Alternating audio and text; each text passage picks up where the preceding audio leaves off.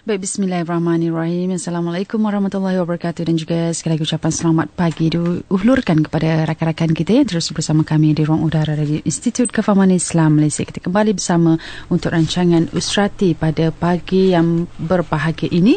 Jadi saya mengalalukan kehadiran yang berbahagia Ustazah Nur Hafizah Musa. Assalamualaikum Ustazah. Waalaikumsalam warahmatullahi wabarakatuh. Sihat Ustazah hari ini? Ya, Alhamdulillah. Alhamdulillah. Jadi untuk saya kira minggu pertama di tahun baru Masihi ini Ustazah ya? Ya, saya. InsyaAllah kita akan berkongsi satu lagi tajuk. Ustazah akan mengupas dalam rancangan Usrati ini berkaitan dengan berkat dan memikat. Berkat dan memikat, cukup menarik sekali tajuk yang bakal kita bincangkan dalam pertemuan kita pada hari ini. Jadi sebagai mukadimahnya Ustazah. Baik, terima kasih Nik. Bismillahirrahmanirrahim. Innal hamdalillah nahmaduhu wa nasta'inuhu wa nastaghfiruh wa na'udzu billahi min syururi anfusina wa min sayyiati a'malina. May yahdihillahu fala mudilla lahu wa may yudlil fala hadiyalah. Asyhadu an la ilaha illallah wa asyhadu anna Muhammadan abduhu wa rasuluh. Allahumma shalli ala Muhammad wa ala ali Muhammad. Assalamualaikum warahmatullahi wabarakatuh. Alhamdulillah tuan-tuan dan puan-puan sekalian, kita bersama-sama lagi dalam siri Usrati tahun 2013 ini. Dan pada pagi ini insya-Allah Ustazah akan sama-sama berkongsi dengan tuan-tuan dan puan-puan sekalian sekitar sebuah rumah tangga, sebuah kehidupan yang berkat dan memikat.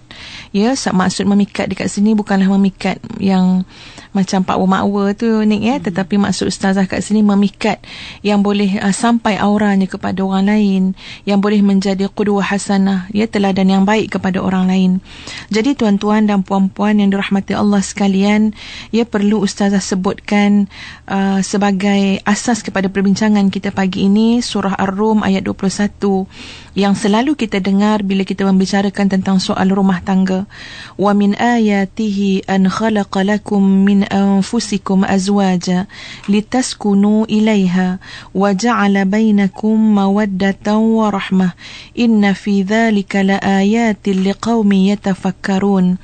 Dan di antara tanda-tanda kekuasaan Allah ialah Allah menciptakan untukmu pasangan ataupun isteri dari jenismu sendiri supaya kamu cenderung dan merasa tenteram, dan dijadikannya di antara kamu mawaddatan wa rahmah, ya, rasa kasih sayang, kasihan belas. Sesungguhnya semua itu adalah tanda-tanda bagi kaum-kaum yang nak berfikir, yang menggunakan akal mereka. Tuan-tuan dan puan-puan sekalian, ya, barangkali di sisi kita sekarang ataupun kita memang ada memiliki, ya, pasangan kita sendiri, suami, isteri, ada anak-anak. Perlu sebenarnya kita bertanya kepada diri sendiri, kita terasa tak nilai mawaddah warahmah? Terasa tak nilai indahnya menyayangi dan nikmatnya disayangi? Ya, terasa tak nilai belas kasihan di antara suami isteri? Ya, rasa saling mengharap di antara ibu anak dan sebagainya? Atau ini tinggal ayat sahaja, perkahwinannya ada tetapi kasih sayangnya telah jauh hilang?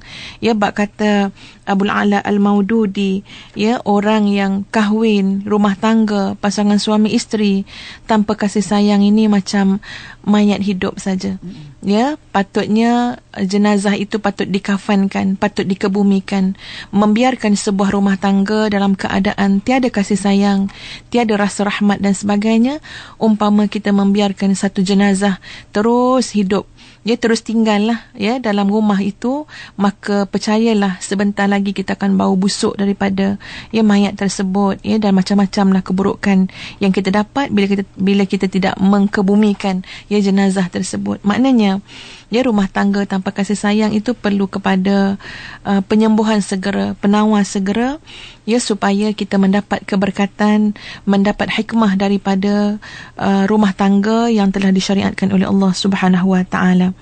Sebagai permulaan kepada sebuah perkahwinan, tuan-tuan dan puan-puan sekalian, Rasulullah sallallahu alaihi wasallam bersabda, ya, maksud dia, jika salah seorang daripada kalian menikahi seorang wanita, maka peganglah ubun-ubunnya, lalu sebutkanlah nama Allah, yakni basmalah, dan dilanjutkan dengan doa memohon keberkatan daripada wanita tersebut.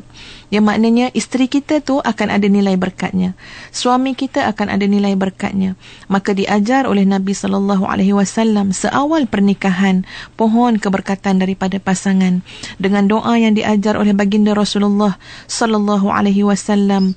Allahumma inni as'aluka khairaha wa khaira ma jabaltaha alaih wa a'udhu bika min syarriha wa min syarri ma jabaltaha alaih.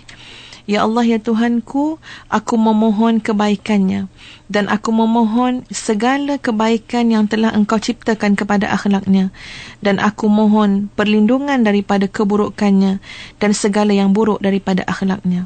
Ya, wallahu alam, tuan-tuan dan puan-puan, ya, Nik sendiri buat tak masa kahwin dulu ni, Nik? Ya, suami pegang ubun-ubun. Kalau tak buat malam ni pun boleh buat balik semula, ya. Sebab apa? Sebab kita menyerahkan diri kepada Allah dalam urusan, ya, memohon keberkatan daripada pasangan tadi. Tuan-tuan dan puan-puan yang dirahmati Allah sekalian, dalam membicarakan soal berkat, ya, dan juga memikat ini, Ustazah ingin nyatakan beberapa perkara. Ya, kalau ikutkan dalam perbincangan yang Ustazah ikuti dalam beberapa kitab, ya, hampir 30 perkara yang harus kita lihat semula, nilai semula, apakah ia telah dipraktiskan dalam rumah tangga kita ataupun sebaliknya. Ya, tetapi barangkali untuk hari ini mungkin dalam 5 ataupun 6 saja yang boleh Ustazah kemukakan. Ya, yang pertama sekali, tuan-tuan dan puan-puan sekalian, ya, dalam sesebuah rumah tangga, sesiapa juga, baik suami, isteri ataupun anak-anak, ibu bapa, nombor 1, dia harus membantu untuk setiap pasangannya, anak-anaknya, ya, mengenal diri mereka sendiri. Kita kena bantu. Ya, kadang-kadang kita tak bantu pun anak-anak kita untuk mengenal diri mereka sendiri. Ya, mereka hidup dalam kekalutan mak ayah dia. Ya, mereka hidup dalam melihat kesibukan mak ayah keluar pagi balik malam. Ya, sehingga anak-anak ini tidak terbimbing untuk mengenal diri mereka. Sama juga suami dan isteri, walaupun orang dewasa, tapi bukan semua orang dewasa mengenal diri mereka. Kadang-kadang mereka tak tahu yang mereka ni sebenarnya nakkan perhatian, dia pun tak tahu. Ya, kita cuma nampak kesan daripada sikap yang ada dalam diri mereka. Ya, mereka tak tahu yang mereka ni sebenarnya hatinya berpenyakit. Dia tak tahu diri dia berpenyakit, tapi kita melihat, kita cuma merasakan kesan daripada hati yang berpenyakit tersebut. Maka nombor 1, tuan-tuan dan puan-puan sekalian, kita harus bantu anak, suami, isteri untuk mengenal diri mereka sendiri. Ya, dengan bermacam-macam pertanyaan, dengan bermacam-macam cara, bermacam-macam kaedah. Ya, khususnya kalau kepada anak-anak, kadang-kadang dia tak tahu yang sebenarnya dia sangat baik. Ya, bila dia melihat baby, melihat anak-anak kecil, kita tengok dia akan peluk, dia akan cium dengan penuh kasih sayang. Kita beritahu dengan dia, Masya Allah, anak mama ni sebenarnya seorang yang sangat penyayang. Ya, buktinya sekian. Biar dia kenal diri dia melalui bimbingan kita. Begitu juga dengan suami kita. Tuan-tuan dan puan-puan, perasan tak bila mana Rasulullah SAW berada dalam keadaan agak kebimbangan dan ketakutan bila mana bertemu dengan malaikat Jibril alaihi salam. Bagaimana Khadijah radhiyallahu anha membantu untuk memberikan semangat kembali kepada Rasulullah sallallahu alaihi wasallam, untuk melapangkan jiwa Nabi sallallahu alaihi wasallam. Sayyidatina Khadijah radhiyallahu anha membantu dengan cara menyebut segala kebaikan-kebaikan yang ada pada diri Rasulullah sallallahu alaihi wasallam. Ya, kan Sayyidatina Khadijah kata, kamu penyambung silaturahim, kamu penolong orang susah, kamu sentiasa membantu orang lain. Ya, ini akan menjadikan orang di sekeliling kita, anak-anak kita, suami dan isteri kita merasa segar, sebab orang yang terdekat dengan dia dapat mengenal pasti kebaikan yang ada dalam diri mereka. Kemampuan kita untuk mencungkil, mengeluarkan, mengenalkan sesiapa anggota dalam rumah tangga dengan nilai kebaikan yang ada pada mereka, ini adalah suatu kejayaan yang besar, ya, dan sangat dihargai insya-Allah. Itu yang pertama. Tuan-tuan dan puan-puan yang dirahmati Allah sekalian, yang kedua ialah fahami, cuba study sikit tentang pasangan kita, fahami anak-anak kita, fahami isteri kita ini, ya, dengan mengambil inspirasi daripada ayat Al-Quran, Iqra' bismi rabbikal ladzi khalaq. Bacalah dengan nama Tuhan yang menciptakan kamu. Memang bukanlah kita kata kita nak baca suami, ya, ada ayat-ayat, tulisan-tulisan kat dahi dia, memang tidak ada. Tetapi kita memahami suami kerana Allah Subhanahu Wa Taala, ini suatu usaha yang pada pandangan ustazah sangat baik, sangat bermanfaat dalam sebuah rumah tangga. Ya, kita berusaha untuk mengenali dia setiap masa, setiap hari, sebab setiap hari ni tuan-tuan dan puan-puan sekalian, semua orang berubah. Ya, tak mungkin suami kita ataupun isteri kita sama 10 tahun dulu dengan sekarang. Ya, ustazah ambil contoh, kalau dulu kita kenal isteri kita ni jenis yang tidak sensitif pun, ya, boleh kita bergurau yang kasar-kasar pun dia tak ambil hati. Tapi mungkin takkan sama kalau isteri itu dah berusia 48 tahun. Ya, dia telah mula nak masuk dalam zon menopause, ya. Dia dah mula rasa sangat mudah kecil hati, semua benda akan mengguris hati dia. Maka kesediaan pasangan, kesediaan ibu ayah untuk memahami dan mengenali pasangan anak-anaknya ini adalah satu usaha yang sangat murni untuk mendapat rumah tangga yang harmoni, berkat dan memikat. Ya, kalau kita gagal memahaminya dari masa ke semasa, ustazah percaya lama-kelamaan, ya, rasa kering sangat dalam rumah tangga tersebut. Ya, rasa tawar saja kan, Nik. Ya, maknanya kita cuma bertahan kerana adanya sifat sabar. Ya, berapa ramai dah orang yang cakap macam tu dengan ustazah. Dia kata, saya bertahan ni sebab sabar je ustazah. Ya, kalau hilanglah sabar saya ni, saya tak tahu apa jadi dengan rumah tangga saya. Ini satu perkara yang sangat menduka citakan tuan-tuan dan puan-puan sekalian. Sebab rumah tangga itu, hikmah lainnya adalah untuk kita merasakan ketenangan, ya, kedamaian, rasa dikasihi dan mengasihi yang sangat-sangat indah sebenarnya. Itu yang kedua. Yang ketiga, tuan-tuan dan puan-puan sekalian, berikan anak ataupun suami ataupun isteri tempat di hati anda dan berikan mereka merasa bahawa mereka ada tempat dalam keluarga ataupun dalam komuniti.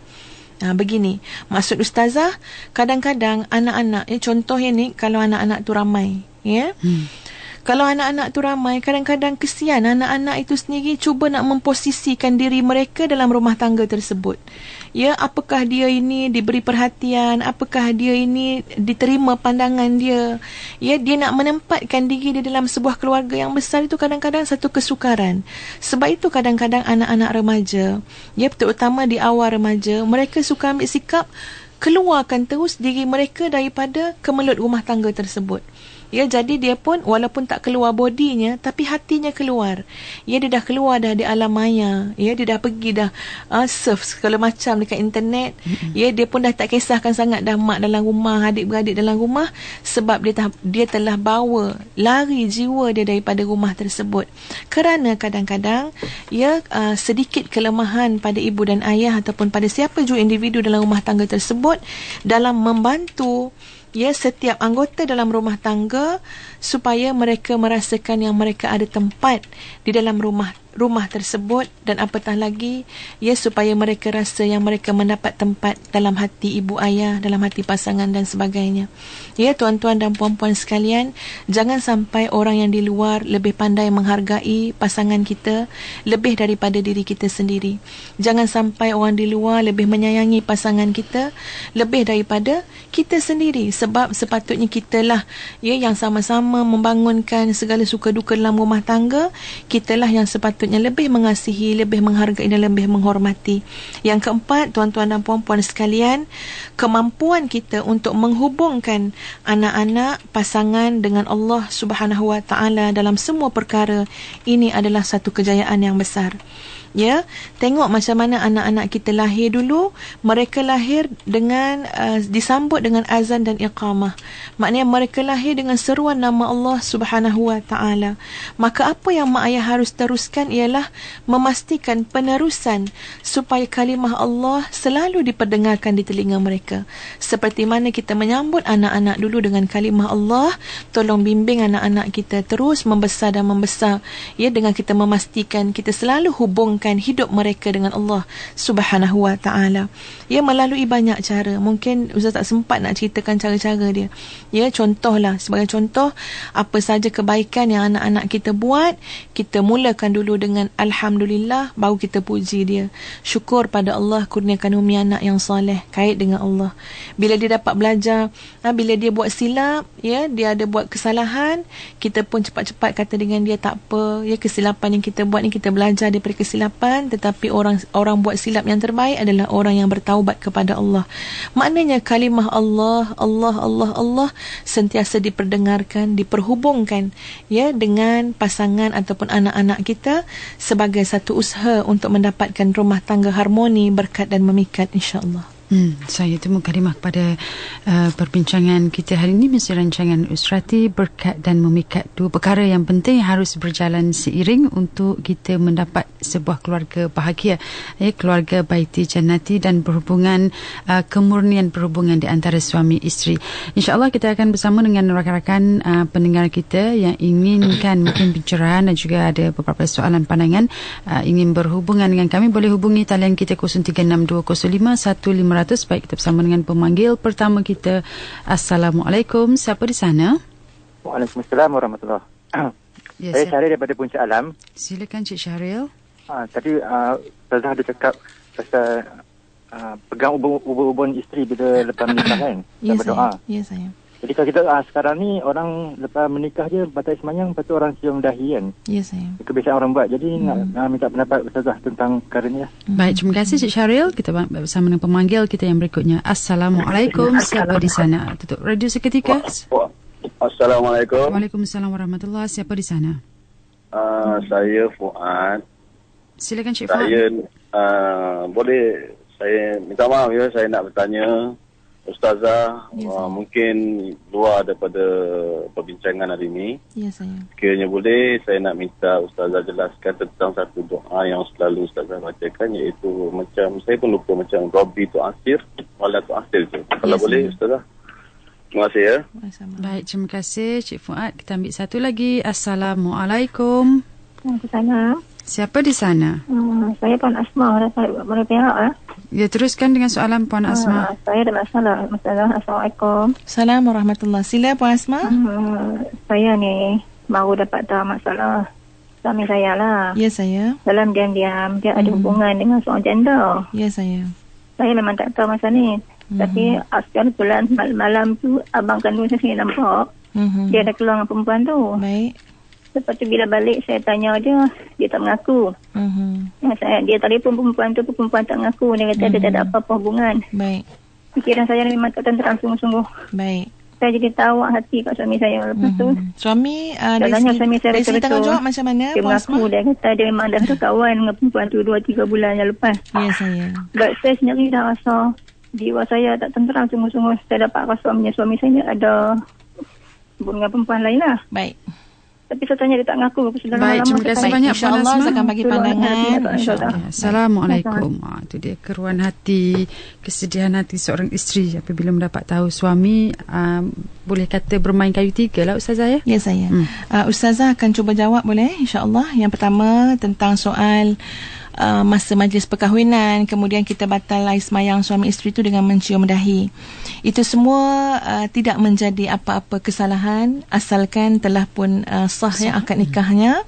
Terpulanglah. Cuma Ustazah nak bagi pandangan tuan-tuan dan puan-puan sekalian, bila menyebut tentang keberkatan rumah tangga, sebenarnya dia sangat bergantung juga kepada bagaimana rumah tangga itu diuruskan pada permulaan, bermula dengan khitbahnya, dengan pertunangannya, ya, kemudian dengan majlis perkahwinannya. Semua itu diambil kira ya untuk lebih mendapatkan keberkatan daripada Allah Subhanahu Wa Taala. Bila sebut berkat ni tuan-tuan dan puan-puan, maksudnya ialah ya kesuburan dari segi kebaikan. Maknanya kebaikan tu subur berpanjangan sampai ke akhirat. Ya, apa pun yang kita buat atas muka dunia ini akan diperhitungkan dekat akhirat. Jadi ya, tolong raikan dalam perkahwinan kita, dalam majlis perkahwinan kita, yang pertama sekali cuba buat segala apa yang pernah disebut secara nasnya, yang digalakkan oleh Islam untuk dilakukan dalam majlis perkahwinan. Banyak sangat. Di antaranya jangan menjemput orang-orang yang kaya sahaja, kita lupakan orang-orang miskin. Sebaliknya dalam kenduri kendara kita biar datang juga orang miskin, anak yatim, orang susah, orang senang. Itu lebih mendapat keberkatan daripada Allah Subhanahu Wa Taala. Dan itu yang pertama. Kemudian raikan juga yang Nabi sebut, baca doa-doa tertentu kepada suami isteri kita sebagai permulaan pada perkahwinan. Yang kedua, pastikan juga dalam majlis perkahwinan tidak berlaku perkara-perkara yang melanggar syariat Allah Subhanahu Wa Taala. Pendedahan aurat, pergaulan bebas, dan segala macam bentuk pembaziran yang sepatutnya boleh dielakkan. Tuan-tuan dan puan-puan sekalian, belajarlah. Kadang-kadang ustazah lihat kita sebagai generasi yang tua ini, minta maaf cakap generasi tua, makna generasi orang lama ni, sebenarnya apa yang kita buat ni tuan-tuan dan puan-puan, sedikit sebanyak akan menyusahkan anak-anak generasi yang baru nak hidup ini. Sebab kita telah membina satu standard dalam masyarakat kita yang payah nanti anak-anak kita sendiri. Kita tunjukkan bagaimana majlis perkahwinan yang mewah-mewah, majlis perkahwinan yang kena ada itu, ada ini. Besok anak-anak kita membaca begitu agaknya. Perkahwinan itu harus dilaksanakan. Sebab Ustazah merasakan begini tuan-tuan dan puan-puan sekalian. Kita jangan lupa kita punya tanggungjawab sosial dalam masyarakat. Apa yang kita buat hari ini, apatah lagi dilihat oleh orang ramai, itu akan menjadi satu penanda aras yang kadang-kadang secara tidak langsung kita masukkan dalam kepala anak-anak muda sekarang. Nak kahwin kena begini, nak kahwin kena kos ni macam ni. Jadi tuan-tuan dan puan-puan sekalian, mari kita ambil tanggungjawab sosial tersebut. Biarlah apa yang kita nak buat akan datang ini, termasuk dalam majlis perkahwinan anak-anak kita pun, biarlah sesuatu yang menepati inspirasi Islam, iaitu mudah-mudahkanlah, jangan dipayah-payahkan, raikan syariat dan sebagainya. Itu yang pertama. Yang kedua, cuma dalam bab-bab cium dahi ni, tuan-tuan dan puan-puan sekalian, khususnya kepada adik-adik kita yang muda-muda ni, kalau nak berkahwin, kalaupun kita dah suami isteri pun, tapi adabnya tetap ada juga. Adalah tidak manis kita nak bergambar di hadapan orang ramai, dengan orang ramai tengok tu jadi malu. Sebab kita kena raih ni makcik-makcik datang bawa anak-anak kecil ni, tengok pengantin bergambar, masya-Allah, sampai tak ingat dah orang keliling. Jadi tolong anak-anak sekalian raihkan adab-adab kita, walaupun pada hari itu kita dipanggil raja sehari. Yang kedua, tentang doa Rabbi yassir wa la tu'assir wa tammim bil khair, yang selalu ustazah baca. Dan sebenarnya ini doa yang dibaca juga, bukan oleh ustazah belajar ni pun, daripada ulama-ulama kita, dan ini doa yang diajarkan oleh Nabi sallallahu alaihi wasallam. Rabbi yassir wa la tu'assir, wahai Allah, permudahkan, jangan perpayahkan ya Allah, jangan susahkan ya Allah. Sebenarnya tuan-tuan dan puan-puan sekalian, bila kita baca doa ni, baca dengan keyakinan, la haula wala quwata illa billah. Tidak ada kekuatan kecuali dengan Allah Subhanahu Wa Taala. Semuanya berlaku dengan kehendak Allah. Seperti mana dalam satu doa yang lain yang Nabi ajar kepada Sayyidatina Fatimah, Fatimahuz Zahra, yang Nabi ajar, subhanallah wa bihamdih, la quwata illa billah, ma sya'allahu kana wa ma lam yasha' lam yakun. Maha suci Allah dengan segala puji-pujian, tidak ada kekuatan kecuali Allah. Apa yang Allah kehendaki itulah yang berlaku, yang Allah tidak kehendaki tetap tidak akan berlaku. Maknanya ini keyakinan kita bahawa semua perkara, semua urusan, ya Hayyu ya Qayyum, wahai yang maha hidup kekal, wahai yang maha menguruskan segala perkara, semua perkara itu berlaku dengan kehendak Allah Subhanahu Wa Taala. Allah berupaya memudahkannya semudah-mudah kun fayakun, dan Allah berupaya menjadikannya berat, susah, sukar kepada kita. Sebab itu kita mohon kepada Allah. Yang memberi rasa ini adalah Allah, yang memberikan jalannya adalah Allah, memberikan solusi kekuatan adalah Allah. Maka dalam setiap apa yang kita nak buat, biarlah keluar dekat kalimah lidah kita ini, Rabbi yassir wa la tu'assir wa tammim bil khair. Wahai Allah, mudah-mudahkanlah, jangan engkau payahkan aku, dan sempurnakanlah dengan segala kebaikan. Sebagai menandakan ini adalah keimanan kita, akidah kita, bahawa apa pun yang kita nak buat tidak akan berlaku kecuali dengan pertolongan Allah, dan Allah lah yang berupaya memudahkan, ataupun Allah jugalah yang mengkehendaki untuk memayahkan sesuatu urusan. Maka mohon kembali dengan Allah Subhanahu Wa Taala. Kadang-kadang bendanya simple je tuan-tuan dan puan-puan. Sekadar nak bercakap, nak bagi announcement, tapi kalau Allah nak bagi payah, semua jadi payah. Kalau Allah nak bagi mudah, Masya Allah, Allah bagikan ilham dan sebagainya. Ya, maknanya bila kita baca doa Rabbi yassir wala tu'assir, kalaupun ada kebaikan yang kita lakukan, ya, apa-apa sumbangan yang kita buat, kita telah awal-awal mengaitkannya dengan Allah, semua ini datang dipermudahkan dengan izin Allah Subhanahu wa taala. Yang ketiga, tuan-tuan dan puan-puan sekalian, Puan Asma, ya, nak kata takziah ke tahniah ke, wallahu a'lam, ya, di atas masalah yang berlaku ini. Harapnya Puan Asma boleh mendengarlah sedikit pandangan daripada Ustazah. Ya, tuan-tuan dan puan-puan sekalian, Ustazah meraihkan bagi seorang isteri agak berat bila menghadapi sikap suami yang dikatakan umpama bermain kayu 3 ke kayu 4 dan sebagainya. Tetapi Puan Asma, ya, kita harus faham bahawa hidup ini memangnya satu ujian daripada Allah Subhanahu wa taala.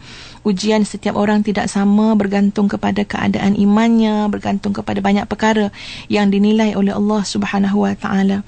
Cuma Ustazah nak kata macam ni, kalau tanya dengan Ustazah, Ustazah tak berupaya untuk menyelesaikan masalah suami tadi. Suami Puan Asma pun Ustazah tak kenal, yang janda tadi pun Ustazah tidak kenal. Tetapi sekarang Ustazah sedang berurusan dengan Puan Asma. Ustazah cuba nak bantu Puan Asma terlebih dahulu. Mungkin masalah itu solusinya masih jauh lagi. Ya, tetapi solusi untuk Puan Asma telah ada. Apa dia? Kenapa kita harus sakit sedemikian rupa bila mana suami kita beralih arah kepada orang lain, ya, buat hubungan dengan orang lain? Kenapa kita harus sakit sedemikian rupa? Ya, kita harus bezakan tuan-tuan dan puan-puan sekalian. Kemarahan, sakit yang kita rasakan kerana hak-hak suami, hak-hak Allah ataupun hak kita sendiri. Ya, sebab itu tuan-tuan dan puan-puan sekalian, Ustazah appreciate sangat dengan isteri-isteri, sebab saya dah jumpa, ini bukan kata-kata kosong, isteri yang boleh kata, ya, yang boleh kata, demi untuk menjaga Ustazah agar suami saya tidak buat maksiat di luar, saya permudahkan untuk dia berkahwin dengan wanita tersebut. Masya Allah, kita ada wanita seumpama itu, yang bila saya tengok dia happy, yang gembira. Apa dia jawab? Ustazah, bila suami saya balik rumah saya, dia adalah suami saya. Keluar daripada rumah saya, mungkin dia suami kepada orang lain. Saya kata senangnya dia berfikir. Tapi orang yang berfikir cara mudah ni lah yang boleh menikmati ketenangan hidup. Ya, Puan Asma, kadang-kadang kalau kita tak meletakkan cita-cita yang tinggi dalam hidup, sebab itu kita akan mudah rasa hampir terbunuh, ya, hampir sakit dengan ujian-ujian yang Allah datangkan. Satu, kerana kita tidak meletakkan cita-cita yang sangat tinggi. Ya, Ustazah nak bacakan, cuba Puan Asma, tuan-tuan dengar, ya, siapa-siapa yang mengalami masalah yang seumpama ini. Ya, kenapa kita harus sakit dengan perkara-perkara seumpama ini? Sedangkan insya-Allah Allah boleh mudahkan, solusinya ada. Tapi kita harus bertindak dengan tenang. Jangan bertindak dengan panduan nafsu, dengan emosi. Kita harus tenangkan diri kita dulu. Sebab itu letakkan cita-cita tinggi. Ya, subhanallah, kalau kita boleh letak, tuan-tuan, dalam hidup kita ini, cita-cita kita adalah untuk bertemu dengan Allah Subhanahu wa taala. Apa buktinya? Setiap pagi, petang, malam, siang kita berdoa kepada Allah. Allahumma inni as'aluka lazzatan nazar ila wajhikal karim. Ya Allah, ya Tuhanku, kurniakanlah aku kelazatan dapat melihat wajahmu, dan kurniakan aku rasa rindu sangat untuk bertemu denganmu. Kalau itulah yang kita letakkan paling atas dalam hidup kita, tuan-tuan dan puan-puan, Ustazah fikir pasti kita boleh tenang menghadapi apa jua yang Allah datangkan, kerana Allah tidak menguji kita kecuali apa yang mampu untuk iman kita hadapinya. Ya, dalam masa yang sama, cuba kita letak cita-cita kita apa? Cita-cita kita syurga. Ustazah ingatkan dengan kata-kata daripada Dr. Ain Al-Qarni. Ya, dia kata, pernahkah kita merenungkan secara mendalam tentang keadaan para penghuni syurga yang tidak pernah sakit? Penghuni syurga tidak pernah bersedih hati. Penghuni syurga tidak pernah mati. Sentiasa muda dan pakaian mereka tidak akan lusuh sedikit pun. Pernahkah kita benar-benar menghayati wahyu ilahi yang menyatakan bahawasanya para penghuni syurga akan menempati istana-istana yang bahagian luarnya terlihat dari dalam dan bahagian dalamnya terlihat dari luar? Pernahkah kita mengingatkan diri kita dengan kebenaran berita ilahi yang mengatakan bahawa di syurga terdapat semua hal yang tidak pernah dilihat oleh mata, terdengar oleh telinga dan terdetik dalam hati manusia? Cubalah anda renungkan, ya, bagaimana syurga itu. Sebatang pohon di syurga tidak akan selesai dikelilingi oleh seseorang dengan menaiki kenderaan walaupun selama 100 tahun lebih. Panjang akar pohonnya mencapai 60 batu. Sungai-sungainya mengalir dengan sangat teratur. Istana-istananya berdiri indah dan megah. Buah-buahannya bergayut rendah sehingga mudah dipetik. Mata airnya terus mengalir. Tahta-tahta yang demikian tinggi. Gelas-gelas emasnya tersusun rapi. Bantal-bantal sandarannya teratur rapi.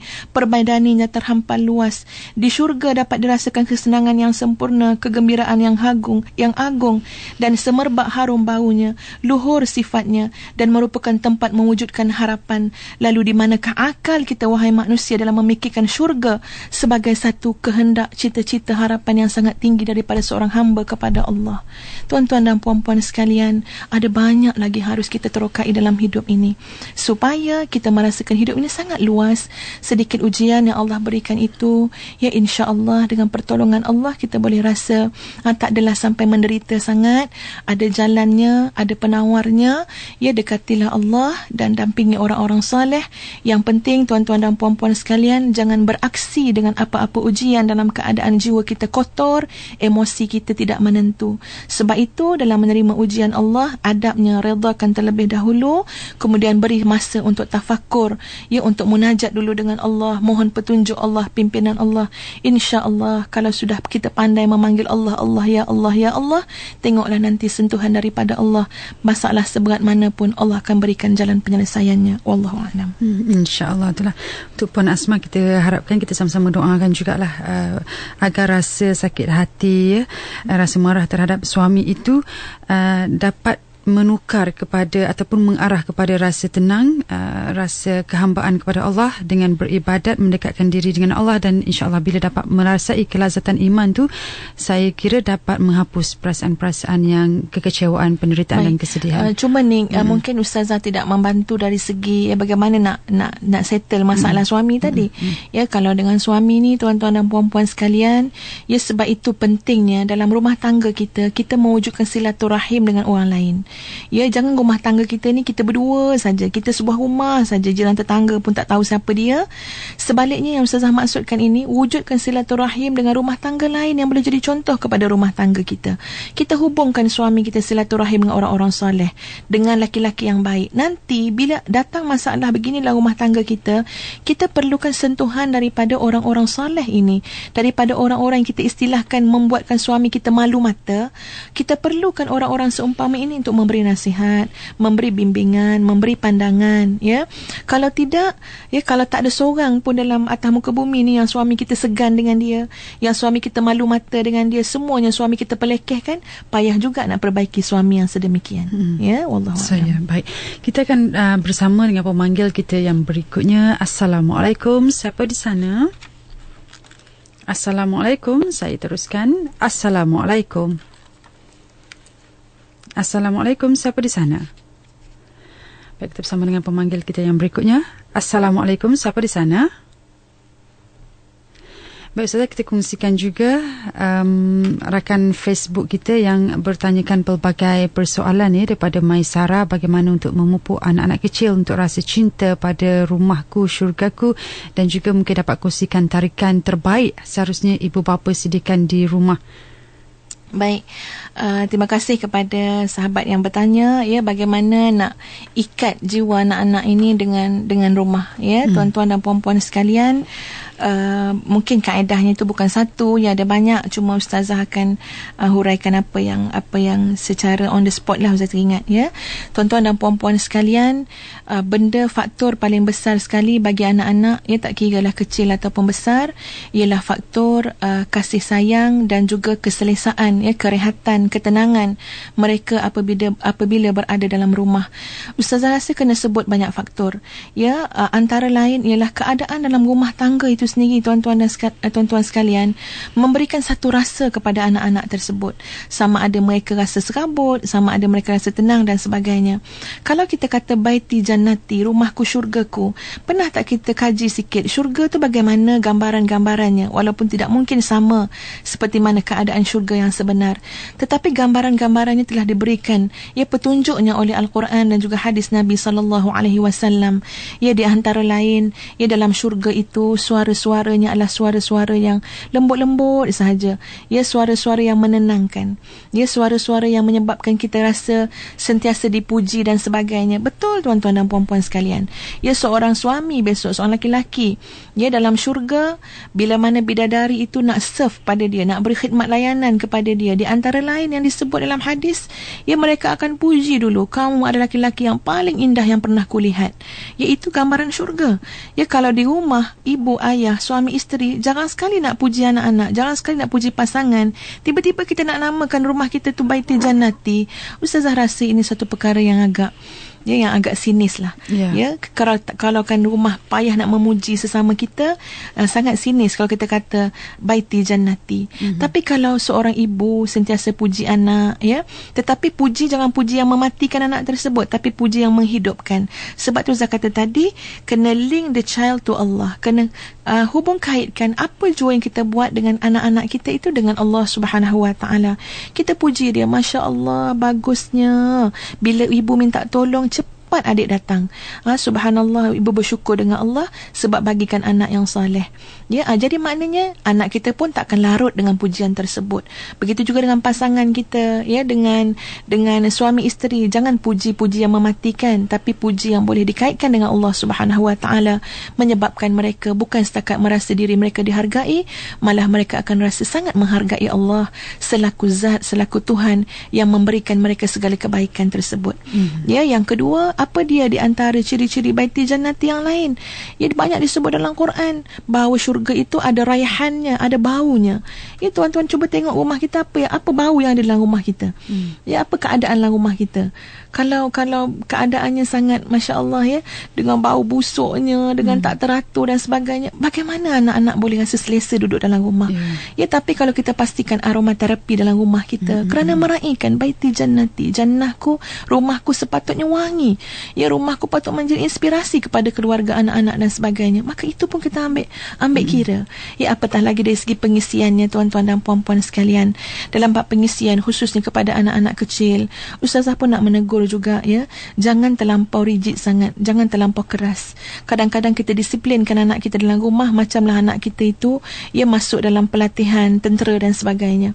Padahal dia baru umur 8 tahun, baru umur 9 tahun. Tolong fleksibel sikit mak ayah.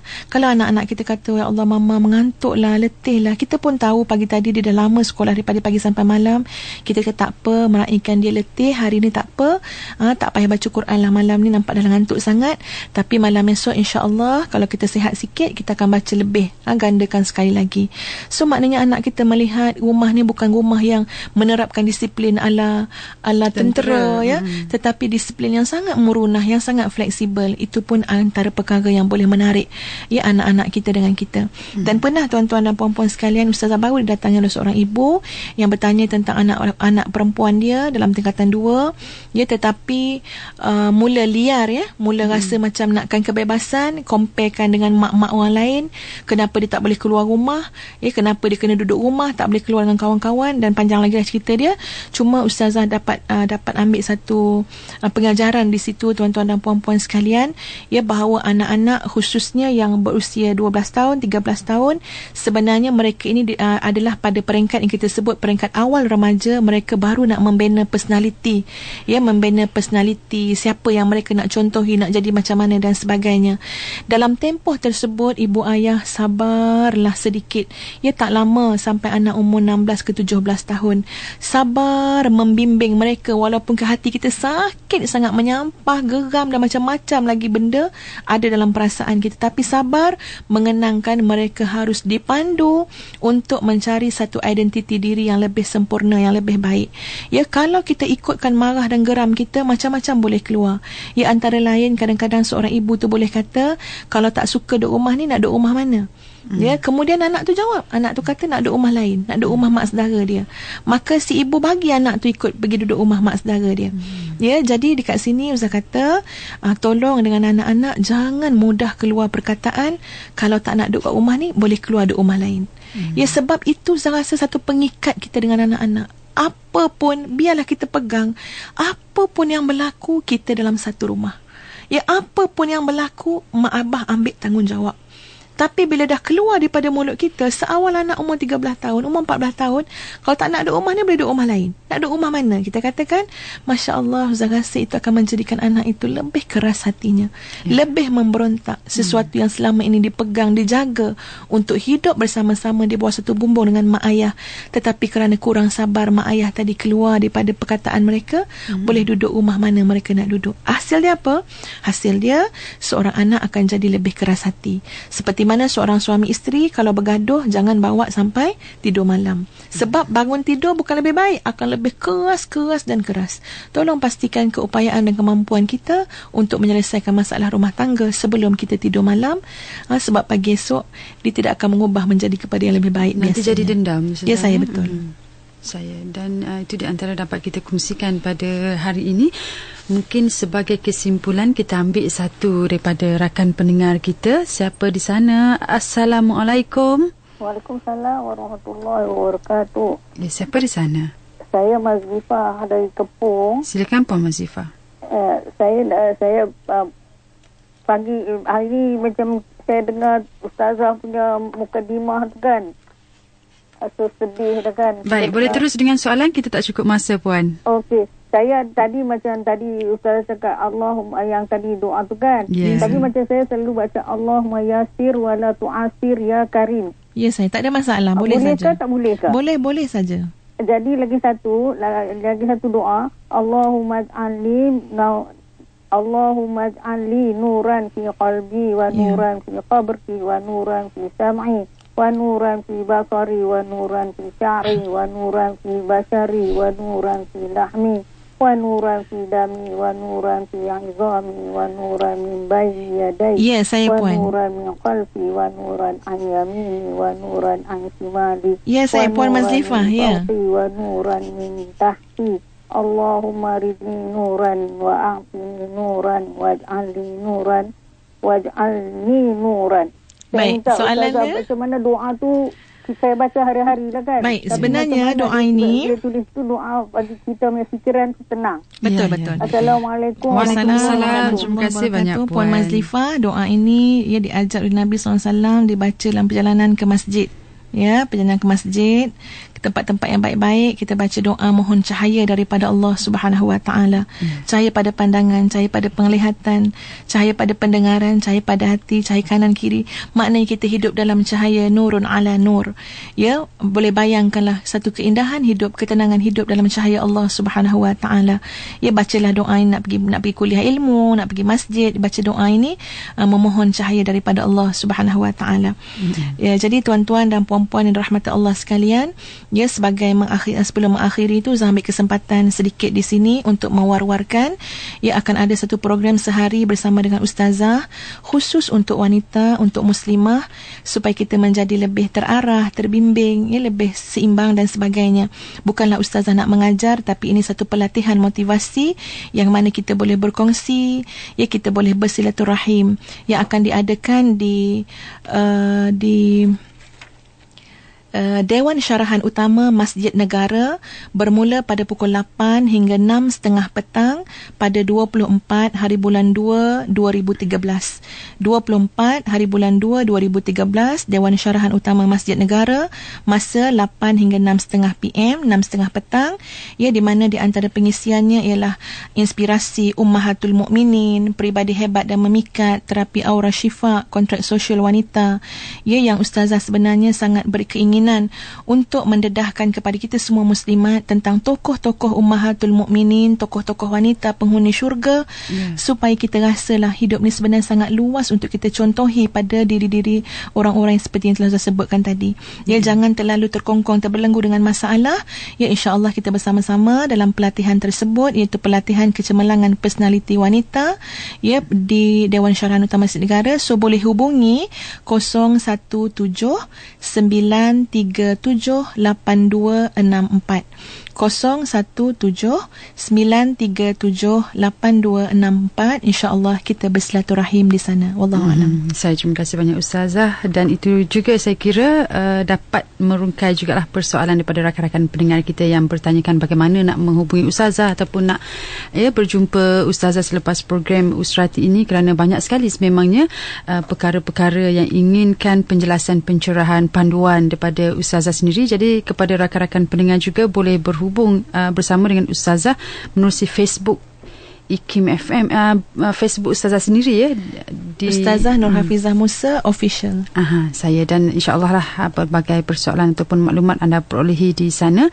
Sekali lagi kepada rakan-rakan pendengar, insyaAllah ada juga yang bertanyakan tentang program yang bakal Ustazah adakan nanti di Dewan Syarahan Utama Masjid Negara. InsyaAllah kita akan berkongsi dalam Facebook seketika nanti ya. Jadi kepada anda, terima kasih banyak sudi bersama kami pada hari ini. Pada rakan-rakan pendengar yang menghubungi kami, terima kasih juga untuk rakan Facebook juga. Terima kasih